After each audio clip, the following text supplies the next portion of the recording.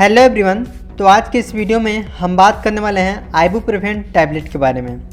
हम इस वीडियो के अंतर्गत जानेंगे आइबुप्रोफेन टैबलेट का यूज़ कहाँ किया जाता है और कहाँ पर जो है इसका यूज़ नहीं किया जाता है, मतलब किस बीमारी में इसको कंट्राइंडिकेशन है देने के लिए, और साथ ही साथ हम इसके एडल्ट डोज के बारे में बात करेंगे। दोस्तों वीडियो को शुरू से लेकर लास्ट तक देखिएगा। अगर आप मेरे चैनल पर नए हैं तो चैनल को प्लीज़ सब्सक्राइब करके बेल आइकन को प्रेस कर दीजिएगा ऐसे ही शानदार इन्फॉर्मेटिव वीडियो पाने के लिए। तो चलिए दोस्तों आज की इस वीडियो को बिना लेट किए स्टार्ट करते हैं। ये आइबुप्रोफेन एक ऐसा टैबलेट है जो कि एनसेड कैटेगरी से बिलोंग करता है।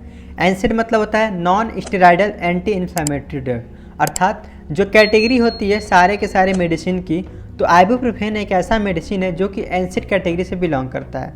कहने का मतलब क्या हुआ, non steroidal anti inflammatory drug. देखिए इसके पास कुछ प्रॉपर्टीज़ होती हैं। बेसिकली इसकी 3 प्रॉपर्टीज़ होती हैं। पहला होता है एनाल्जेसिक, दूसरा होता है एंटीपायरेटिक और तीसरा होता है एंटी इन्फ्लेमेटरी।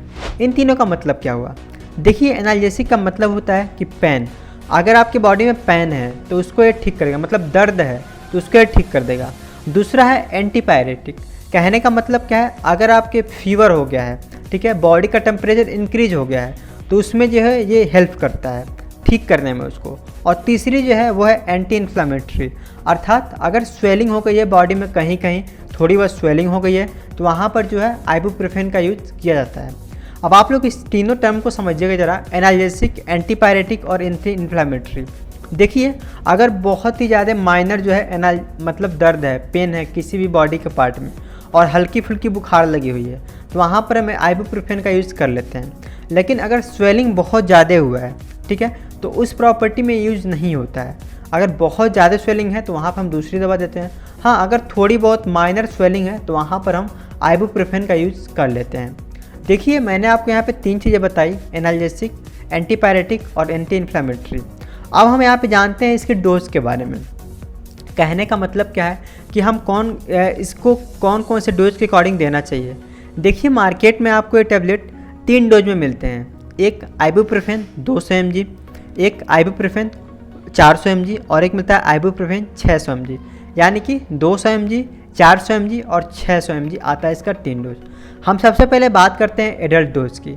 तो देखिए एडल्ट डोज जो काउंट होता है वो 12 ईयर से ऊपर के लिए होता है, और अगर 12 ईयर से नीचे अगर किसी का एज ग्रुप है तो वो चाइल्ड में काउंट होता है। तो आपको ये चीज़ ध्यान रखना है, अगर कोई भी ऐसे व्यक्ति हैं जो कि 12 ईयर से लेकर के और 18 साल तक हैं, यानी कि 12 से लेकर 18 साल हैं, तो उस कंडीशन में हम 400 mg यूज़ करते हैं आइबुप्रोफेन। अगर 18 साल से ऊपर के हैं तो उस कंडीशन में हम 600 mg यूज़ करते हैं, ठीक है। और साथ ही साथ अगर जो है 8 साल से लेकर के और 12 साल तक का एज ग्रुप है तो वहाँ पर हम 200 mg का यूज़ करते हैं। यहाँ पर एक चीज़ आप लोग समझिएगा ज़रा ध्यान से, अगर 8 साल से नीचे के बच्चे हैं तो उनको आइबुप्रोफेन नहीं दिया जाता है। तो आप लोग को एक चीज़ ध्यान रखना है कि 8 साल से अगर ऊपर के बच्चे हैं तो वहाँ पे आप लोग दे सकते हो, और स्टार्टिंग इसी 200 mg से होती है। तो देखिए यहाँ पर मैं आपको एक चीज़ और बताना चाहता हूँ, अगर आपके बॉडी में हल्की फुल्की जैसे पेन हो रहा है, ठीक है, थोड़ी बहुत मान जाओ मसूड़ में पेन हो गया, यानी कि दांत निकला है उसमें पेन हो गया, हल्की सी बुखार जैसा फीलिंग हो रही है, तो आप लोग कभी भी 200 mg का आइबुप्रोफेन यूज़ करो।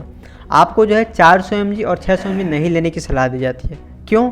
तो देखो कहने का मतलब क्या है, जब कम डोज में काम चल जा रहा है तो ज़्यादा डोज नहीं लेना चाहिए, क्योंकि अगर आप ज़्यादा डोज लोगे तो उस कंडीशन में आपके बॉडी में रेजिस्टेंट पैदा हो जाता है। तो इन सब चीज़ों से बचने के लिए आपको कभी भी आइबुप्रोफेन को जो है कम डोज का सबसे पहले प्रीफर करना चाहिए।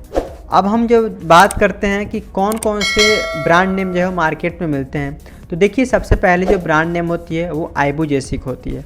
आइबुजेसिक के नाम से आपको मार्केट में मिल जाती है। दूसरी ब्रूफेन के नाम से मिलती है।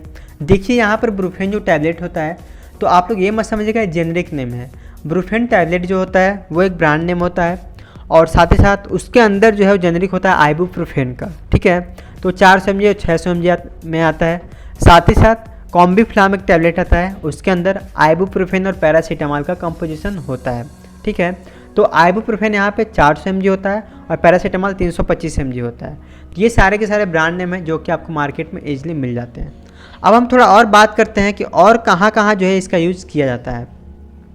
थोड़ा हम ब्रॉड लेवल पे बात करते हैं। देखो क्योंकि यूज़ जो है बहुत जगह पे बहुत दवा का किया जाता है, तो सबसे पहले आप लोग समझिएगा इसका यूज हम और कहाँ कहाँ करते हैं। तो माइल्ड टू मॉडरेट पेन, अगर आपके बॉडी में कहीं भी किसी भी पार्ट में अगर जो है माइल्ड पेन है तो वहाँ पर हम इसका यूज़ कर सकते हैं। साथ ही साथ रियूमेटॉइड अर्थराइटिस में, जैसे आप लोग गठिया का नाम सुने होंगे, तो अगर गठिया की प्रॉब्लम है, रियूमेटॉइड अर्थराइटिस की प्रॉब्लम है, तो वहाँ पर हम इसका यूज़ कर सकते हैं। साथ ही साथ डिसमेनोरिया, देखिए डिसमेनोरिया एक ऐसी कंडीशन होती है जिसमें पेनफुल पीरियड होता है, अर्थात पीरियड के दौरान पेन होता है, बहुत ज़्यादा मेंस्ट्रुअल क्रैम्प होता है, तो उसमें जो है आइबुप्रोफेन दिया जाता है।